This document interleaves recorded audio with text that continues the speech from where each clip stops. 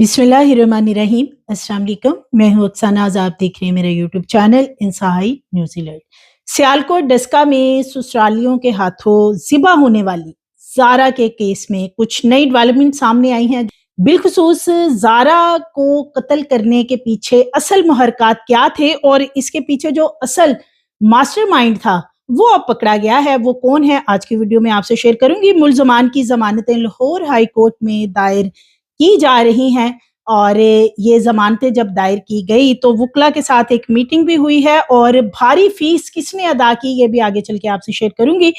हसन कदीर जो कि ज़ारा का शोहर है, पहले तो काफ़ी कोशिश की गई कदीर की तरफ से कि कुछ बैठकर बातचीत के ज़रिए कोई पंचायत इकट्ठी की जाए जिसमें कि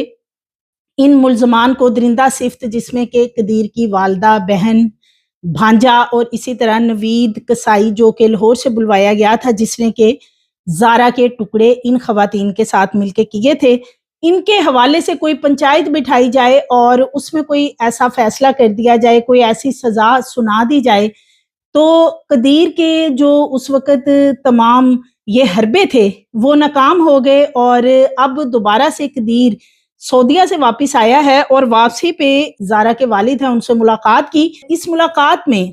क्या वार्निंग दी गई है शबीर अहमद को? कदीर की सऊदीया से अचानक वापसी नहीं हुई, बल्कि कदीर ने अपनी फैमिली को, यानी कि जो उसकी बहनें हैं या उसके दीगर जो रिश्तेदार हैं, उनको बता रखा था कि वो वापस आ रहा है। लेकिन ज़ारा के वालिद शबीर अहमद को कदीर ने बताना मुनासिब नहीं समझा। कदीर एयरपोर्ट से अपने घर की तरफ जाते हुए 5 मिनट के लिए शबीर अहमद से मुलाकात करता है और उसमें बाकायदा एक वार्निंग दी जाती है। ये वार्निंग जो है, ये वही वार्निंग है जिसके बारे में पहले भी कई दफ़ा मैं अपनी वीडियोस में आपसे शेयर कर चुकी हूँ कि शाफे जो कि एक वाहिद निशानी है ज़ारा की, उसके ज़रिए एक ब्लैकमेलिंग का आगाज़ अब कर दिया गया है। पहले शाफे को सऊदीया ले जाया गया सिर्फ इसलिए कि शबीर अहमद जो हैं उनका दिल पसीजेगा और वो मजबूर होंगे कि किसी तरह वो शाफे के करीब रहें, और अगर उन्हें शाफे के करीब रहना है तो फिर उन्हें कदीर के हवाले से कुछ ऐसे फैसले करने होंगे कि जिससे कदीर की फैमिली को रिलीफ मिल सके, जो उन्होंने ये बेईमाना कत्ल किया है उसमें कोई रिलीफ मिल सके। तो अब ये मामला शुरू हो चुका है। 18 मई 2025 बहुत ही अहम फैसले का दिन है और इस दिन ये देखा जाएगा कि ये जो ट्रायल कोर्ट का आगाज हुआ है उसमें ना सिर्फ जो मुल्जमान हैं उनके हवाले से जो शहादतें पेश की गई हैं, जो एविडेंस पेश किए गए हैं, या चालान के साथ जितने भी ऑथेंटिक एविडेंस हैं वो प्रोसिक्यूशन और पुलिस की तरफ से पेश तो किए गए हैं, क्या अदालत जो है वो उनको एक्सेप्ट करती है? बिलखुसूस एक इसमें बड़ी इंपॉर्टेंट चीज सामने आ रही है कि ज़ारा का जो सर और चेहरा जलाकर राख कर दिया गया था, उसके हवाले से जो फोरेंसिक रिपोर्ट सामने आई है उसमें सर और चेहरे के बारे में ये मेंशन नहीं किया गया कि ये सर और चेहरा किसका है, और ना ही इसके हवाले से मजीद कोई चीज उसमें मेंशन की गई, बल्कि एक क्रॉस लगा दिया गया है। और यहीं पे मुल्जमान जो हैं वो उनके जो वकला की तरफ से तैयारी की गई है वो इन तमाम चीज़ों का फ़ायदा उठाएंगे आगे चलकर कि मुल्जमान को किसी तरीके से रिलीफ मिले और वो ज़मानत की तरफ जाएं। तो सियालकोट डस्का में ये बेईमाना तरीके से 10 नवंबर 2024 को ज़ारा कदीर को कत्ल किया गया, जबकि वो सऊदीया से 1 माह पहले ही वापस आई थी। और फिर कदीर जो उसका शोहर सऊदीया में मुकीम था उसने ही ज़ारा को फोर्स किया था कि वो उसकी वालदा सूरा के पास चली जाए और उनके साथ अब ज्यादा टाइम स्पेंड करे, क्योंकि जब ज़ारा वापस आती है तो वो अपने वालिद के पास ही ज्यादातर स्टे करती थी, क्योंकि ससुराल वालों के साथ उसकी नहीं बनती थी और ये सास और नंदे मिलके उसको तंग करती थी। लिहाजा कदीर ने जब फोर्स किया तो ज़ारा चली गई और साथ में वो तमाम रकम, तमाम वो जो फाइलें थी प्लॉट्स की, जो कि 4 प्लॉट भी खरीदे गए थे, वो भी ले जाने के लिए कदीर ने ही फोर्स किया था, जो कि वो लेके गई। गोल्ड था और इसी तरह दीगर जो भी सऊदीया की करेंसी थी, तमाम चीजें लेके ज़ारा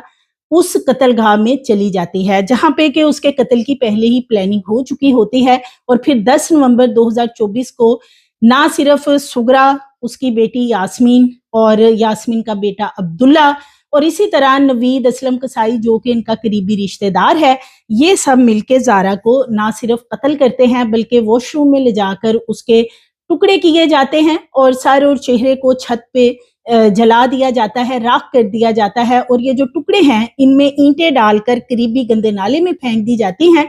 ताकि ना ही डेड बॉडी तैर के ऊपर आएगी और ना कभी पता चलेगा कि ज़ारा कहाँ गई। लेकिन उसी रोज़ ही कदीर एक फ़ोन करता है अपनी वालदा सुगरा को, जिसमें कि वो बताता है कि ज़ारा के वालिद रास्ते में हैं और वो कुछ देर में पहुंचने वाले हैं, जिसमें सुगरा अलर्ट हो जाती है और ये वही दिन था 10 नवंबर का जब ज़ारा को मर्डर किया गया था। कदीर के घर वाले उस वक्त ज़ारा की डेड बॉडी को ठिकाने लगाने के लिए पीसेस भी बना रहे थे और चेहरे और सर को भी जला रहे थे,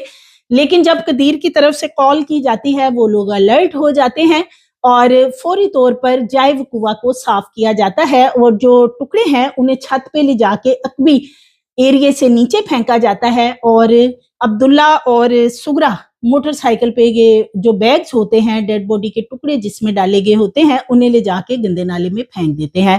यानी कि शबीर अहमद के पहुंचने से पहले जाइब कुआ को धो दिया जाता है। सबा कदीर की एक और बहन जिसका इसमें बहुत खास किरदार था,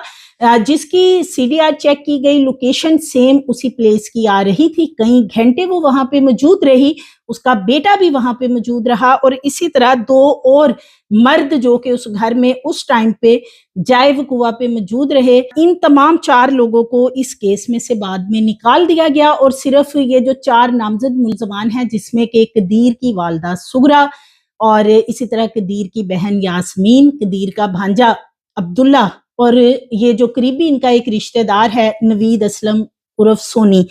ये जो हैं इस वक्त नामजद हैं। इनकी पहले डस्का कोर्ट में जमानतें दायर की गई थी और ये जो जमानतें हैं वहां से मुस्तरद होगी वो इसलिए कि जब अभी चालान ही जमा नहीं करवाया गया था तो चूंकि ये 302 का मुकदमा था इसलिए मुल्जमान की जमानतें होना पहले ही नजर आ रहा था कि नामुमकिन सी बात है, मुस्तरद होंगी और यही हुआ। लेकिन अब इन्होंने अपनी जमानतें जो हैं वो लाहौर हाई कोर्ट में दायर कर रखी हैं, जिसमें कि फौरी तौर पे अब्दुल्ला की जमानत के लिए भारी फीस अदा की गई है और वो फीस अदा की है जैसे ही कदीर पहुंचता है सऊदिया से। और कदीर की ये प्लानिंग अभी नहीं कि वो ऑल ऑफ सडन आया है, बल्कि कदीर को पता था कि चालान अगले चंद रोज में जमा करवाया जाएगा और जैसे ही चालान जमा होता है तो कदीर फौरी तौर पे वापस आता है, क्योंकि सबा जो उसकी बहन है वो कदीर को बताती है कॉल करके कि चालान जमा करवा दिया गया है, माँ और बहन को बचाने के लिए जो कुछ भी वो कर सकता है वो पाकिस्तान आए और करे। और कदीर फौरी तौर पे पाकिस्तान भी पहुंचा, ना सिर्फ वकला के साथ मुशावरत हुई है बल्कि भारी लाखों रुपए जो हैं फीसों की मद में अदा किए गए हैं कि किसी तरीके से इस जो ज़ारा का कत्ल केस है इसमें से जो उसकी बहन है, जो भांजा है, इनको सरेदस्त जो है वो किसी तरीके से जमानत के तौर पे निकाला जाए। और नवीद कसाई जो कि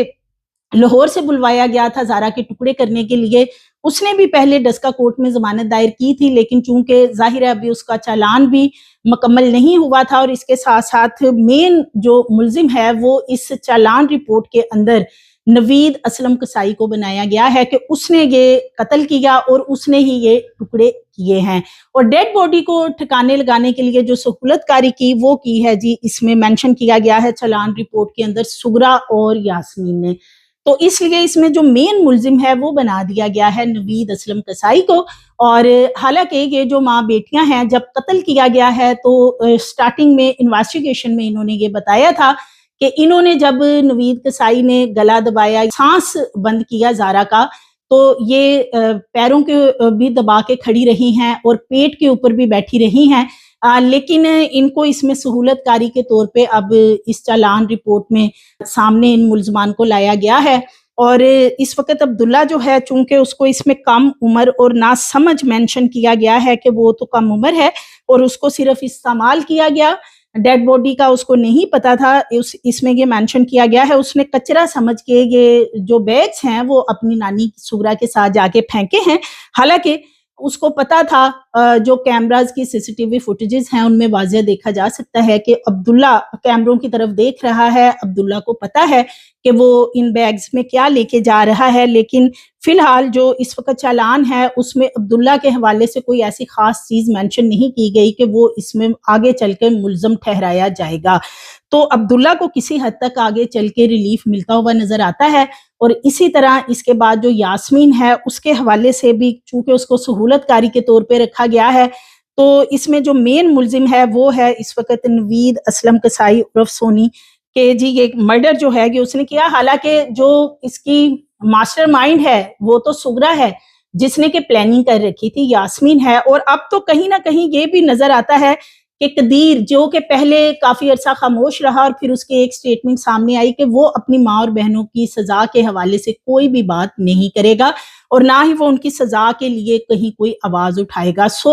وہ ایک بہت ہی اچھا فرمانبردار بیٹا ہے قدیر، ماماز بوائے ہے، سو اس نے ویسا ہی کیا جیسا کہا۔ اس نے کسی جگہ پہ اپنی بیوی یعنی کہ زارا کے لیے نہ تو آواز اٹھائی کہ اس کو انصاف دیا جائے یا وہ ملزمان کے خلاف کہیں اس نے کوئی بات کی، ایون کہ جب انویسٹیگیشن ہو رہی تھی تو قدیر کو بھی بلایا گیا تھا کئی دفعہ پولیس اسٹیشن پوچھ گچھ کے لیے کہ ساس اور نندیں جو ہیں وہ زارا کے ساتھ کیا سلوک رکھتی تھی یا کیا اس کے ساتھ ایسے معاملہ چل رہے تھے۔ تو قدیر کا واضح طور پہ انویسٹیگیشن میں یہ کہنا تھا کہ مجھے آج تک میری ماں نے یا زارا نے کبھی بھی کوئی شکایت ایک دوسرے کے حوالے سے نہیں کی، جو کہ ایک ایسی جھوٹی بات نظر آتی تھی کہ زارا اپنے والد سے تو ساری باتیں کرتی تھی، اپنے بھائیوں کو بھی بتاتی تھی کہ جو سلوک ہوتا ہے اس کے ساتھ، یا اپنی خالہ کو بتاتی تھی، لیکن وہ شوہر جس کے بارے میں کہا جاتا تھا کہ قدیر بہت زیادہ محبت کرتا تھا زارا کے ساتھ، لیکن وہ یہ نہیں بتاتی تھی کہ سغرا، یاسمین، صبا یا دیگر جو اس کے خاندان والے ہیں وہ اس سے سلوک کیا کرتے ہیں، وہ اپنے باپ کے گھر اتنی دیر کیوں رہتی ہے جب سعودیہ سے واپس آتی ہے، قدیر کو نہیں پتا تھا۔ تو یہ وہ والی چیزیں ہیں جو کہ قدیر نے چھپائی، اور اب تو جس طریقے سے قدیر کھل کے سامنے آ چکا ہے کہ قدیر نے پہلے بھی، جو میں نے آپ سے ایک ویڈیو آج سے کچھ عرصہ پہلے شیئر کی تھی، جب قدیر اپنے سسرال سے یعنی شبیر احمد کے گھر سے کوٹلی مرلا واپس گیا تھا شافع کو لے کے،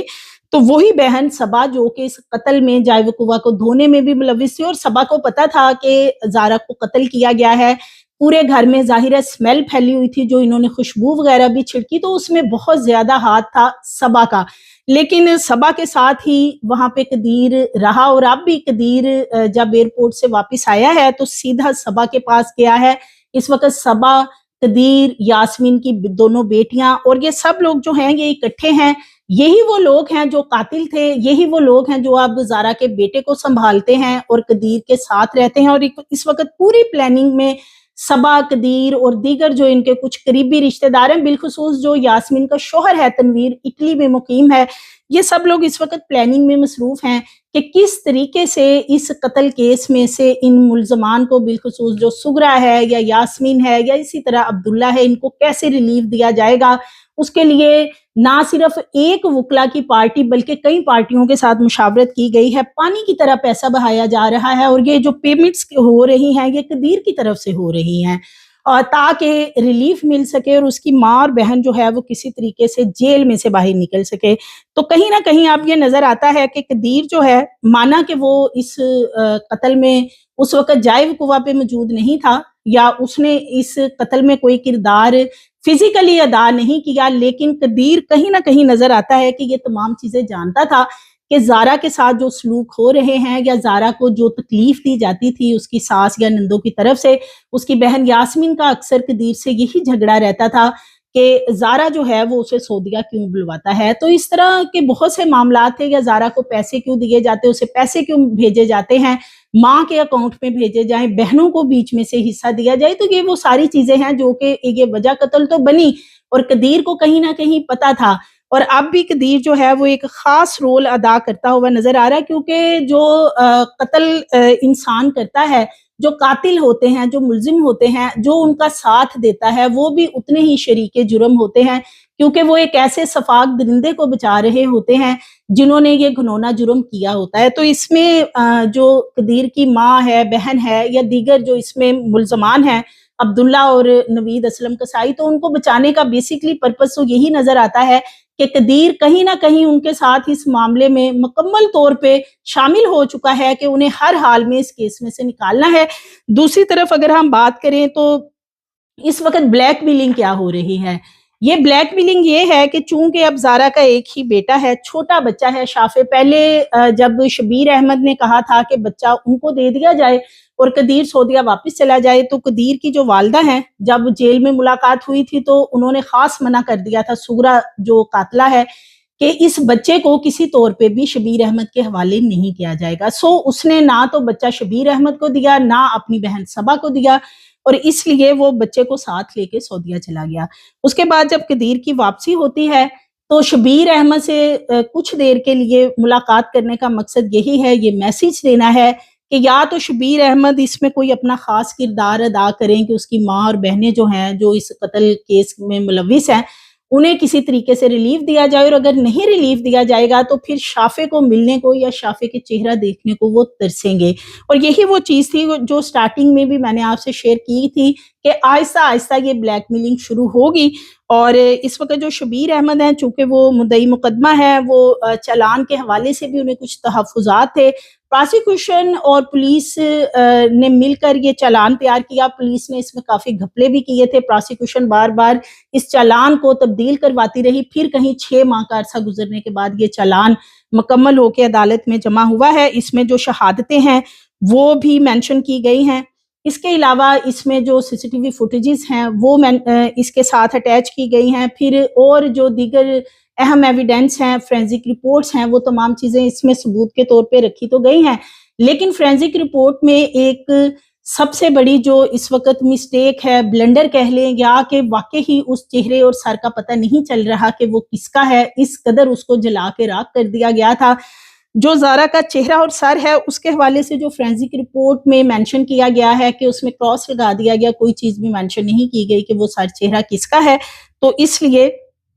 آگے چل کر جو ملزمان ہیں وہ اس میں ریلیف اس وجہ سے حاصل کرنے کی کوشش کریں گے کہ یہ جو سر اور چہرہ ہے اس کے بارے میں تو مینشن ہی نہیں کیا گیا کہ یہ کس کا ہے. اور ڈیڈ باڈی کے حوالے سے بھی ان کے جو وکیل ہیں وہ تیاری کر رہے ہیں، سوالات اٹھائیں گے. آگے چل کے جو اس کا ٹرائل ہے یا جو وکلا کی ٹیم ہے وہ قدیر کی طرف سے بڑی مضبوط ٹیم ہائر کی گئی ہے، اور لاکھوں روپے میں ایک ایک ادائیگی جو ہے وہ رقم کی جا رہی ہے کہ کسی طریقے سے یہ جو ملزمان ہیں ان کو، بالخصوص جو اس کی ماں، بہن یا بھانجا ہے، ان کو ریلیف مل سکے. تو اس وقت یہ جو چاروں ملزمان ہیں ان کی ضمانتیں لاہور ہائی کورٹ میں دائر کرنے کے حوالے سے مکمل تیاری ہے، اور عبداللہ کو ضمانت کس طریقے سے دلوانی ہے اس کے لیے بھی پوری کوشش کی جا رہی ہے. اور پراسیکیوشن نے اپنی طرف سے جو ٹھوس شواہد تھے یا 311 کی سیکشن تھی کہ جس میں سپوز کہ شبیر احمد کل کلام کو صلح کرتے بھی ہیں تو ریاست بطور مدعی مقدمہ اس کیس کو لے کے آگے چلے گی. لیکن اس کے باوجود قدیر ہے زارا کا شوہر، وہ اس وقت اپنی ماں، بہنوں کے ساتھ کھڑا ہے اور ان کو مکمل سپورٹ کر رہا ہے کہ اگر یہ مرڈر ہوا تھا تو قدیر کو سامنے آ کر کوئی مذمت کرنی چاہیے تھی، تب بھی نہیں کی. اور اب جب اس کا تمام خلاصہ ہو چکا ہے کہ اس کا چالان مکمل ہو چکا ہے، شہادتیں ہیں، ایویڈنس ہیں، اور اسی طرح اور بہت سی چیزیں ہیں جو کہ فورینزک رپورٹ سے ریلیٹڈ ہیں، وہ تمام کی تمام سامنے آنے کے باوجود پھر بھی قدیر اپنی ماں اور بہنوں کے ساتھ کھڑا ہے. تو اس کا جو